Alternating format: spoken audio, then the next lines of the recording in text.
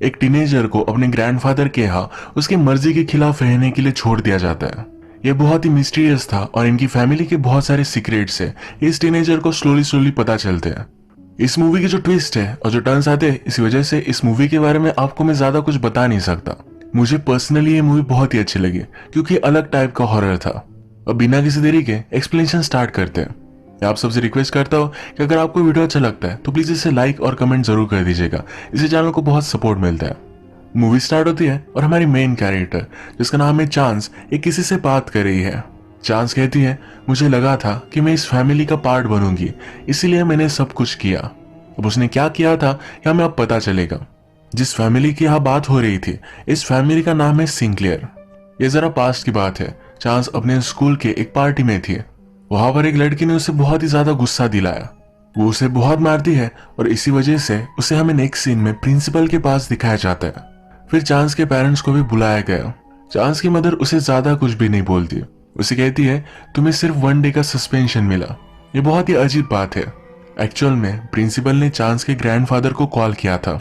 Grandfather ये बहुत ही influential आदमी है, इसी वजह से शायद ये हुआ होगा। आज चांस के पेरेंट्स को फिर से मीटिंग के लिए उसके ग्रैंडफादर के पास जाना पड़ेगा।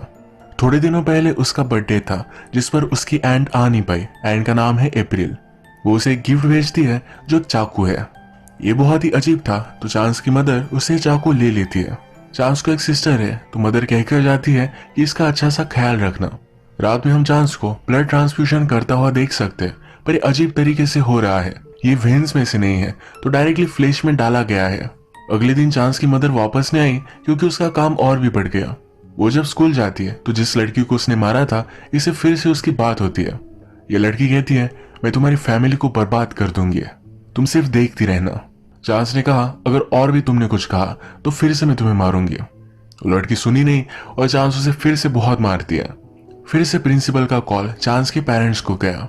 नेक्स्ट सीन में हम देखते हैं चांस के पेरेंट्स चांस के ग्रैंडफादर के साथ है। ग्रैंडफादर का नाम ऑगस्ट है। इस मूवी में सिंगलर फैमिली के जो भी सब मेंबर्स हैं, इनके नाम मन से स्टार्ट होते हैं। चांस की मदर का नाम है जून। जून अपने फादर अगस्त से कहती है कि आजकल हमारी सबकी कंडीशन बहुत ही खराब है। जून के ब्रदर और सिस्टर्स है, कहती है कि वो भी बहुत ही वीक लोगों पर प्रे कर रहे हैं।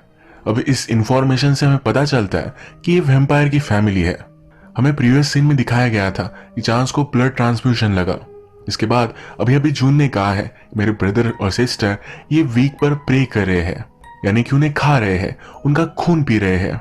ग्रैंडफादर यानी कि अगस्त जिस तरह से सब मैनेज करते हैं, इससे जून को प्रॉब्लम है। कहती है, कुछ ना कुछ तो चेंज होना ही चाहिए। अगस्त इसके लिए मानने नहीं वाले। जून कहती है कि अब मुझे इस फैमिली से दूर रहना चाहिए।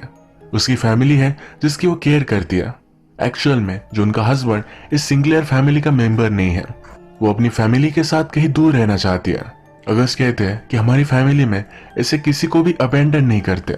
जून मानने नहीं वाली, तो उसे कहते हैं कि हम 100 हार्वेस्ट करेंगे, इसके बाद तुम फ्री हो जाना। यहाँ पर हार्वेस्ट का मतलब ये है कि वैम्पायर्स की एक सेरेमनी होती है। इस सेरेमनी के अकॉर्डिंग वो सब पावर्स ड्रॉ करते हैं और पावरफुल बन जाते हैं। इस तरह से 100 ईयर्स तक ये सेरेमनी करेंगे, तभी जून फ्री होगी। जून इसके लिए भी नहीं मानते। अगस्त कहते हैं कि तुम सिर्फ एक हार्वेस्ट करना और तुम्हारी बड़ी बेटी को हमेशा के लिए मेरे पास छोड़ देना। इसका मतलब है वो चांस को भी पावर देना चाहते हैं। जून बहुत ही फ्रस्ट्रेटेड थी, तो इसी वजह से इस डील के लिए मान जाती है। उसे जो फ्रीडम मिलेगा इसलिए उसे अपनी खुद की बेटी देनी पड़ेगी, पर इसके पास एक प्लान है। वो फिर चांस को स्कूल से निकालती है और डायरेक्टली ग्रैंडपा के पास लेकर आती है। चांस को सही नहीं लगता, वो यहाँ नहीं रह सकती। वो कहती है, मैं जो भी ट्रबल करती थी इस तरह के ट्रबल फिर से कभी भी नहीं करूंगी, मुझे सिर्फ तुम्हारे साथ रहने दो। जून कहती है, ग्रैंडपा अगस्त बहुत ही स्मार्ट है, तुम उससे कुछ चीजें सीख सकती हो, इसे तुम एज अ पनिशमेंट मत समझो। उन्होंने चांस को स्कूल से भी निकाल लिया है और अब उसे वो होम स्कूल करेंगे। ये सब चांस की मर्जी के खिलाफ हो रहा था, तो अगस्त उसे समझाते हैं, ये जो भी है ये तुम्हारे लिए बहुत ही इंपॉर्टेंट है। अगर तुम चाहो तो कभी भी यहाँ से जा सकते हो, पर तुम फिर फैमिली का कभी भी पार्ट नहीं बनोगे। एक दिन चांस यहाँ से भाग रही थी, पर उसे उसके अंकल नवंबर ने रोक लिया। उसके अंकल उसे कहते हैं, अगर तुम शायद धूप में चली गई तुम्हारी स्किन बर्न होने लगेगी। चांस को ये पता है, पर ज्यादा कुछ वो सन में नहीं रहती थी। उसे इस बात का ज्यादा सीरियसनेस नहीं था। उसके अंकल उसे कहते हैं कि 1 घंटा भी अगर तुम इस सन में रही तुम्हें इतनी तकलीफ होगी कि लगेगा कि खुदकुशी कर लेनी चाहिए। उसे समझाते हैं कि इस फैमिली में तुम्हें पावर और स्टेटस ये सब कुछ मिलेगा। चांस को ये सब नहीं चाहिए था, उसे डिजाइनिंग वगैरह ये सब चीजें सीखनी थी। उसके अंकल फिर उसे एंशिएंट हिस्ट्री की बुक दिखाते हैं। इस बुक में बहुत ही अजीब अजीब चीजें थी। Chance slowly slowly Sinclair family के बारे में जानने लग जाती है। वो अपने ग्रैंडपा अगस्त से पूछती है कि हम है कौन। अगस्त कहते हैं कि दुनिया में जो भी गलत है इसे हम सही करते हैं क्योंकि हमारे पास बहुत सारा टाइम है। एक्चुअल में वैम्पायर्स थाउजेंड्स ऑफ ईयर्स तक जी सकते हैं, इसी वजह से सेंटेंस था। हमारे पास कुछ गिफ्ट है जो किसी के पास भी नहीं। अब इसके बाद मूवी में 1 साल बीत चुका है। फिर से हार्वेस्ट का दिन आ चुका है, यानी कि उनकी सेरेमनी। आज चांस किचन में आई तो वहां के शेफ को देखकर डर गए क्योंकि वो वहां नया था। वो चिल्लाई तो उसके पास उसके मदर फादर आए। उन्हें देखकर वो सरप्राइज थे। आज वो भी हार्वेस्ट के लिए आए हुए हैं। जैसे कि मूवी के फर्स्ट में हमने देखा था कि चांस से कोई बात कर रहा है। ये लड़की चांस से कहती है कि आज की रात का 5000 सालों से वेट हो रहा था। इसके बाद मूवी में चांस ने जो शेफ देखा, इस कैरेक्टर की स्टोरी हमें पता चलेगी। इसका नाम सिडनी है। सिडनी को रात में अजीब अजीब से सपने आते हैं। वो एक जगह पर एज ए शेफ काम करता है। उसका बॉस उसे जिसको भी मारने के लिए कहता है उसके फूड में पॉइजन मिलाकर उसे मार डालता है। ऐसे एक आदमी के पास हो गया, वो फूड नहीं खा रहा था तो अपने हाथों से उसने उसे मार डाला। सिडनी को एक आदत होती है, हमेशा एक फूड ट्रक के पास जाकर वहां से वो कॉफी लेकर आता है। 4 सालों से हर दिन वो यही जगह पर आकर कॉफी लेता है। इसके बाद हम देखते हैं सिडनी के बॉस के पास सिंक्लेयर फैमिली के लिए काम करने वाली एक लड़की आई। इसका नाम है मिकी। मिकी सिडनी के बॉस से कहती है मुझे शेफ से कुछ काम है। शेफ को जिसे मारना है उसके बारे में मिकी उसे इंफॉर्मेशन भी नहीं देती। ये सिडनी के बॉस को बहुत ही अजीब लगता है तो इसी वजह से इस काम के लिए वो मना कर रहा था। अगले दिन सिडनी फिर से कॉफी लेने के लिए गया। वहां पर 2 लड़कियां काम करती है। एक का नाम है मे और दूसरी का नाम है डकोटा। डकोटा को लगता है कि सिडनी मे को पसंद करता है। वो उसे कहती है कि फाइनली उसे डेट पर तुम पूछ ही लो। ये बात सुनकर सिडनी बहुत ही ऑकवर्ड हो गया। जब वो फिर से अपने रेस्टोरेंट में आया तो वहां पर जून और उसके कुछ साथीदार है। जून सिडनी को अलग अलग पॉइजन दिखाती है और सिडनी उसे पहचान भी लेता है, यानी कि वो अपने क्राफ्ट में बहुत ही माहिर है। वो फिर उसे कहती है कि आज रात तुम्हें मेरे लिए काम करना है। वो अब अपने फादर अगस्त को मारने वाली है। उनके खाने में पॉइजन मिलाने का काम वो सिडनी को देते हैं। सिडनी का बॉस कहता है कि तुम्हें काम नहीं लेना चाहिए। तभी जून सिडनी के बॉस पर ही एक चाकू लगाकर उसे काम करवाने के लिए मजबूर करती है। इसके बाद सिडनी काम करने के लिए मान गया। जून उसे लेकर अपने फादर अगस्त से मिलने के लिए आई। अगस्त इन्हें देखकर खुश था और वो सिडनी से कहता है मुझे तुमसे कुछ बात करनी है। वो कहता है लाइफ में आदमियों को कभी कभी ऑनेस्ट और डिसऑनेस्ट होना पड़ता है। मुझे बताओ क्या तुम मुझे मारने के लिए आए हो। सिडनी कंफ्यूज हो गया तो अगस्त हंसने लगता है। वो कहता है कि मैं जोक कर रहा था। जून का जो भी प्लान है इसके बारे में उसे पता है। मिकी रेस्टोरेंट में सिडनी के बॉस पर नजर रख रही थी। सिडनी के बॉस मिकी से पूछता है कि तुम्हें इसके बदले में क्या मिलने वाला है। वो कहती है कि अगर जून सक्सीड हो गए तो मैं भी फैमिली का पार्ट बन जाऊंगी। सिडनी का बॉस कहता है मुझे भी तुम्हारे प्लान में ऐड कर लो। ये बात ही कर रहे थे तभी वहां नवंबर आ गया। उन्होंने नवंबर को मारने की कोशिश की और उसके साथ उसका बैकअप भी था। नेक्स्ट सीन में हम देखते हैं किचन में सब लोग बात कर रहे थे। यहाँ पर जून, ऑगस्ट, चांस और सिडनी भी था। सिडनी कुक कर रहा था तो चांस उसकी प्लेट से एक स्प्राउट उठाती है। सिडनी डर गया और उसे खाने के लिए मना कर देता है। चांस मान नहीं रही थी तो जून भी उसे बहुत डांटती है। एक्चुअल में यही स्प्राउट पॉइजन है। इसके बाद अगस्त सिडनी को एक रूम में लेकर गए। वहां पर उसे न्यू कपड़े दिए। वो उसे कहते हैं आज तुम हमारी फैमिली की तरह ड्रेसअप करना। किसी का ध्यान नहीं था तो चांस ने स्प्राउट खा ही लिया। सिडनी उसे बचाने के लिए मिल्क देता है। चांस ने बहुत ही थोड़ा खाया था और मिल्क से यह पॉइजन डाइल्यूट हो जाएगा। रात में अगस्त सिडनी के पास आकर उसे मीट देकर जाता है। कहता है यह बहुत ही हाई क्वालिटी मीट है। डिनर कुक होने के बाद जून सिडनी के पास आई। सिडनी कहता है अगस्त को पॉइजन के बारे में पता है। जून को ऐसा नहीं लगता। सिडनी पूछता है तुम उसे मारना क्यों चाहती हो। जून कहती है कि वो कुछ बिलीव्स के साथ जीता है। वो बिलीव्स मुझे अच्छे नहीं लगते। अब चेंज का वक्त आ गया है। इसके बाद पूरी फैमिली डिनर के लिए बैठी है ऑगस्ट सिडनी को बुलाता है, कहता है फर्स्ट ऑनर तुम करो, तुमने ये डिनर कुक किया है, तो रिस्पेक्टफुली वो उसे खाने के लिए देता है। सिडनी को चुपचाप खाना ही पड़ता है। इसके बाद डिनर टेबल पर ये अपना रिचुअल कंप्लीट करते हैं। इससे इन सब की पावर एलिवेट होगी। चांस इस डिनर टेबल पर नहीं थी। सिडनी उसके पास गया, कहता है आज जो भी होगा ये बहुत ही डेंजरस है, तुम यहाँ से भाग जाओ। यहाँ से भागना इम्पॉसिबल था, तो सिडनी कहता है कहीं जाकर तुम छुप जाओ। रिचुअल के बाद भी अगस्त ने अपनी प्लेट में से कुछ भी नहीं खाया। वो ये प्लेट जून को देता है, कहता है मेन कोर्स के लिए मैं अपनी भूख बचा कर रखना चाहता हूँ। जून ने खाने का प्रिटेंड किया, पर ये वो निगल नहीं पाई। अगस्त का शक कंफर्म हो गया। वो जून से कहता है कि तुम अपनी सफाई में क्या कहना चाहती हो। वो कहती है हम सब की हालत बहुत ही खराब है। जिन लोगों का भी हम खून पीते ये कभी भी हेल्दी नहीं होते। हम सही से हर्न भी नहीं कर पाते। उसे इस फैमिली की पूरी पावर चाहिए थी, इसलिए उसने किया था। अगस्त कहता है कि मुझे पता था कि तुम ऐसा ही कुछ करोगी, पर तुमसे मैंने ऑलरेडी बदला ले लिया है।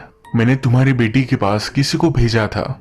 यहाँ पर जिस बेटी की बात हो रही है ये जून की छोटी बेटी है। वो बहुत ही डर जाती है, पूछती है तुमने उसके साथ किया क्या।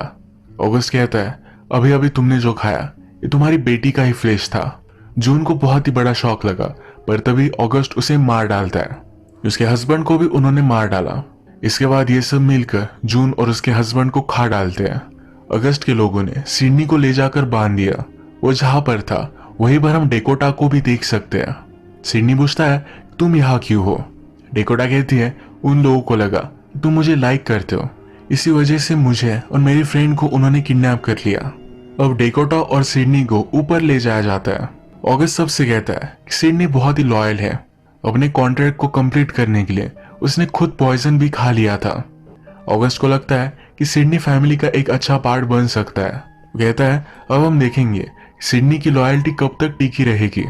उसने फिर सिडनी के बॉस को भी बुलवाया। अगस्त कहता है अगर तुमने अपने बॉस को मार डाला तुम्हें भी मैं अपनी फैमिली में शामिल कर लूंगा। सिडनी करने नहीं वाला था, तो बॉस कहता है इसने तुम्हारा यूज किया है। जिन भी लोगों को तुम मारते थे इनका कॉन्ट्रैक्ट लेता था, सब पैसे वो खुद ले लेता था। सिडनी ये बात सुनकर डिस्टर्ब हो गया। तभी उसके बॉस ने उसे मारने की कोशिश की। सेल्फ प्रोटेक्शन के लिए सिडनी उसे मार डालता है। अब अगस्त इस गेम को चेंज करता है। वो डकोटा से कहता है अगर तुमने चांस को मार डाला तो तुम्हें मैं छोड़ दूंगा।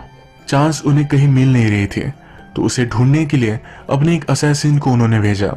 चांस छुपकर 2 नाइफ्स उसके आंख में डाल देती है। वो कुछ भी देख नहीं पाती, पर फिर भी उसने चांस को पकड़ लिया। घसीटते घसीटते वो ग्रैंडपा के पास उसे लेकर आई। ग्रैंडपा चांस को भी एक प्रीपोजिशन देते हैं, कहते हैं अगर तुमने डेकोटा को मार डाला तुम्हें भी मैं फ्रीडम दे दूंगा। चांस इस पर सोचने लग गई। उसने नाइफ उठाई और डेकोटा को मारने लग गई। इस फाइट में डेकोटा ने चांस को मार डाला। अब मूवी के फर्स्ट में जो कन्वर्सेशन चांस किसी से कर रही थी या मरने के बाद कर रही थी, ये एक अलग दुनिया में है जो ऊपर भी नहीं है और नीचे भी नहीं, मिडल में कहीं फ्लोट कर रही है। जिस लड़की से वो बात कर रही थी अब उसे पता चलता है कि उसकी सिस्टर है जो बड़ी हो चुकी है। चांस पूछती है कि ये कैसे पॉसिबल है। उसकी सिस्टर कहती है वैम्पायर्स के लिए टाइम एक बहुत ही अलग चीज है। चांस को अब यहाँ सब चीजें क्लियर होती है। चांस की सिस्टर उसे बताती है कि हम सब वैम्पायर्स हैं। हजारों सालों से अगस्त ही हम सब पर राज कर रहा है। उसे मारने के लिए बहुत सारी कोशिशें हुई है, पर आज की रात ये सबसे ज्यादा इम्पोर्टेंट है। इसके बाद फिर से अगस्त सिडनी से पूछता है क्या तुम अब हमारी फैमिली ज्वाइन करना चाहते हो। सिडनी इसके लिए हाँ कहता है।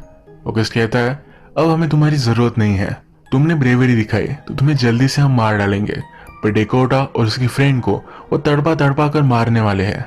ये फिर इन सब को सैक्रिफाइस की जगह पर लेकर आते हैं। सिडनी को ये मारने ही वाले थे, तभी सिडनी काउंट डाउन करना स्टार्ट करता है। जब काउंट डाउन खत्म होता है तो सब लोग अचानक से मरने लग जाते हैं। काउंट डाउन खत्म होते पॉइजन काम करने लग गया है। एक्चुअल में सिडनी ने सबको पॉइजन कर दिया था। इन सब में से सिर्फ एक ही वैम्पायर बचती है जिसका नाम है अप्रैल। अप्रैल सबकी तरह कनिंग नहीं थी, उसे पावर नहीं चाहिए थी। वो सिडनी से पूछती है तुमने सबको मारा कैसे। सिडनी कहता है कि मुझे पता था अप्रैल जून को मारने वाला है। उसने एक्चुअल में जून को ही पॉइजन कर दिया था। मारने के बाद सब लोगों ने जून को टेस्ट किया, इसी वजह से ये सब पॉइजन हो गए थे। सिर्फ अप्रैल जून से प्यार करती थी, तो इसी वजह से उसे खा नहीं सकती थी। उसकी लाइफ बच गई। अप्रैल को ये पावर नहीं चाहिए थी, तो ये सब छोड़कर वो चली जाती है। अगस्त बहुत ही रिच था, तो उसके घर में बहुत सारी वैल्यूएबल चीजें हैं। ये सब चीजें डेकोटा उठाकर लेकर जाती है। इसके बाद हम देखते हैं डेकोटा की फ्रेंड और सिडनी बात कर रहे थे। उसे उसका नाम पूछती है। सिडनी जब अपना नाम बताता है तो वो कहती है मेरा एक छोटा ब्रदर था, उसका नाम भी सिडनी था। सिडनी कहता है वो मैं ही हूँ। जब वो छोटा था तो अपनी सिस्टर से जुदा हो गया था। वो अपने फादर के साथ रहता था और फादर ने भी सुसाइड कर ली थी। उसकी लाइफ बहुत ही घटिया थी। सब ट्रेजेडी की वजह से वो सीरियल किलर बन गया था। फाइनली उसकी सिस्टर से वो मिल चुका है और उसे अपनी फैमिली मिल गई। फिर से हम आफ्टर लाइफ में चांस और उसकी सिस्टर को देखते हैं। उसकी सिस्टर कहती है कि मैंने ऊपर की दुनिया से एक डील की है। सिडनी के साथ जो भी हुआ वो बहुत ही अनफेयर था। उसके बहुत सारे साल बर्बाद हो गए। मैंने ऊपर की दुनिया से डील कर ये सब साल तुम्हें दे दिए हैं। चांस कहती है कि ये लाइफ तुम्हें मिलनी चाहिए थी, मैं तो ये डिजर्व भी नहीं करती। उसकी सिस्टर उसे बहुत ही प्यार करती थी, उसे एक गिफ्ट दे देती है।